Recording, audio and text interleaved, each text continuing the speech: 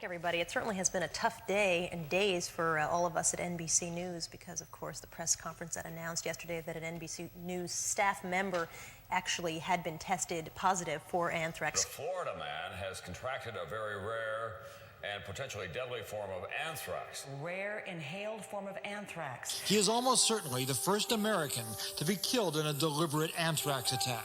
Now to the home front and those concerns over anthrax in Florida. After one man died from the illness and his co-worker was contaminated, the FBI has taken over the investigation. ABC News. In Nevada, in New Jersey tonight, The U.S. House of Representatives is closing offices to contracted a cutaneous anthrax infection. positive for exposure to anthrax. Cases of anthrax. We're mailing these anthrax letters. After anthrax is found at a facility that handles mail going to the White House.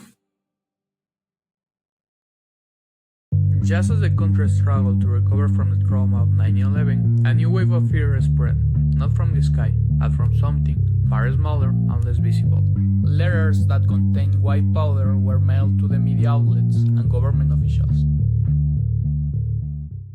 Today, we uncovered the full story of the 2001 Anthrax Attacks, a case of domestic bioterrorism that killed 5 people, infected dozens, and left an entire nation paranoid of its own mailboxes. Part 1. The Arrival. Between September and October from 2001, several letters arrived at news organizations and political offices. Inside, a fine white powder letter known as anthrax spores, and a short, threatening message. This is next. Take penicillin now. Death to America, death to Israel. Allah is great. By that time, authorities have confirmed the presence of anthrax in multiple locations, including Capitol Hill. Following the same thought process we did last week, we're following the letter, so to speak. And if there was evidence of a contaminated filter at the off-site screening, we're making the assumption that quite possibly something may have come to the mailroom here. Part 2. The Thaw. The consequences were deadly. Over 22 people developed anthrax infections, 5 died. Among the victims were photo editor Bruce Ivins, 2 postal workers, and a hospital supply worker. Now, Robert Stevens died after inhaling anthrax from a letter at the American Media Building in Boca Raton back in October 2001. Now, he worked there as a photo editor. Some FBI investigations show that the targets were not random. ABC, CBS, NBC, and the New York Post were hit. Then, letters were mailed to Senators Tom Daschle and Patrick Leahy, both highly profiled legislators. You were the target of the Anthrax attacks in 2001. How do you respond to the fact that the same anthrax that was mailed to you came from Fort Detrick's Maryland bioweapons program? The death sent a chilling message. Anyone, from journalists to mail handlers, could be next. The sense of public fear was immediate and widespread. Post offices closed, mail rooms were quarantined, people wore gloves to open their letters, and government buildings were evacuated for decontamination. Part 3. The Hunt begins. The FBI launched one of the most complex investigations in the U.S. history. At first, suspicion turned outward toward international terrorism. But as experts analyzed the anthrax strain, the trail portrayed somewhere unexpected: home. Tests show the anthrax came from the Army's Medical Research Institute for Infectious Diseases outside Washington, D.C. But the government so far has refused to admit responsibility. Maureen Stevens says they treated her and her family like suspects and gave her no information. The spores were highly refined and matched a strain kept in the U.S. government labs. This narrowed the suspect pool to a handful of the scientists with access. Among them, Dr. Bruce Ivins, a microbiologist at the U.S. Army Medical Research Institute of Infectious Diseases. Solved but not closed. That's the word from officials looking into the 2001 anthrax attacks, 8 days after the FBI's top suspect committed suicide. Part 4. The Suspect.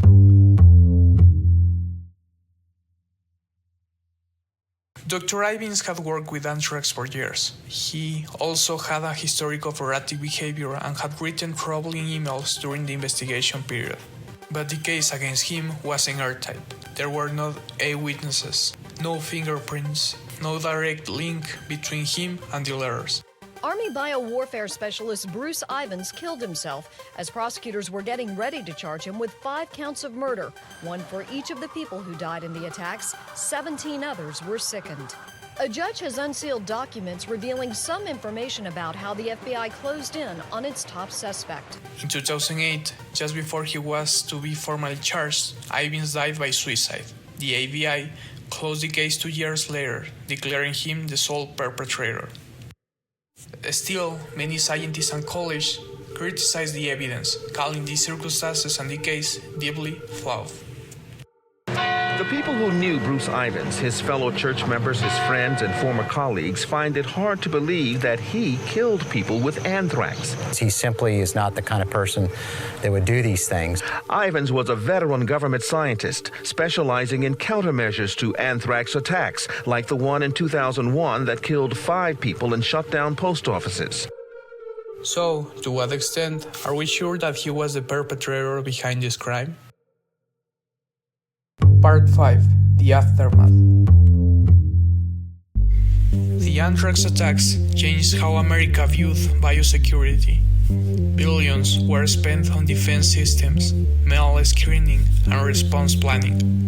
Officials don't believe there's any risk to the public, but more than 24 lab workers are being given antibiotics as a precaution. Well, when I'm receiving material, I'm wearing a lab coat, face mask, gloves, especially if I don't know what it is. We don't want the public to lose confidence in our ability to do this kind of science, which is very, very important because anthrax is a potential biological weapon. A federal investigation is expected to be complete by the end of June.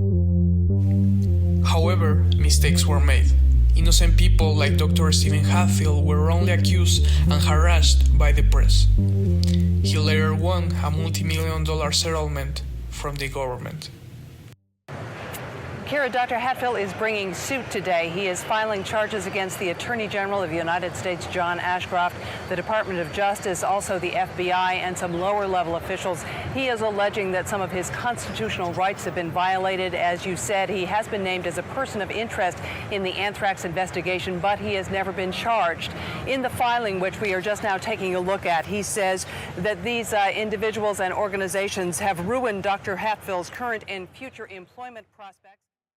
Trust in institutions was shaken. The idea that a scientist working for the US government could be behind the attack left a haunting impression.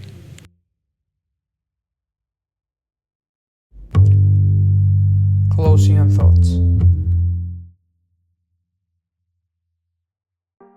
The anthrax attacks of 2001 didn't just kill, they spread fear, confusion, and a doubt across the country. They reminded us the terror can come quietly, without explosions, and from unexpected sources. Even 2 decades later, many questions remain unanswered. Was Bruce Ivins truly the lone attacker, or did the investigation stop short for the full truth? This has been Unsealed. Thanks for your listening. If this story intrigued you, don't forget to follow, share, and leave us a review. Until the next time. New numbers tonight, and they are eye-opening when it comes to that anthrax scare. Many more samples sent out than first thought. The Pentagon sending out live anthrax by mistake, FedExed, from one base in Utah. At first, we were told to labs in 9 states. Well, tonight comes word, samples sent to nearly twice as many states, 17 now. Let's get right to ABC Senior Justice Correspondent Pierre Thomas in Washington. And let me get this right, Pierre. 51 labs now instead of 18 as we first thought? David, that's right. 51 laboratories, and that number could go even higher as the Pentagon looks at shipments dating back to 2006. Officials suspect that the irradiation process that was supposed to kill the live anthrax spores did not work. Today, Defense Department officials demonstrated how anthrax samples were shipped by FedEx. Vials of anthrax placed in sandwich bags, put in plastic containers, and then stored in boxes with dry ice and then sent on their way. Shipping, they insist, was safe, David. Making the case that it was safe in the meantime, Pierre, how many people are now on antibiotics as a precaution? So far, nobody is showing signs of infection. 31 people now protectively on antibiotics, 8 civilians and 23 DOD employees. Officials are confident there were not enough live spores in any specific shipment to make anyone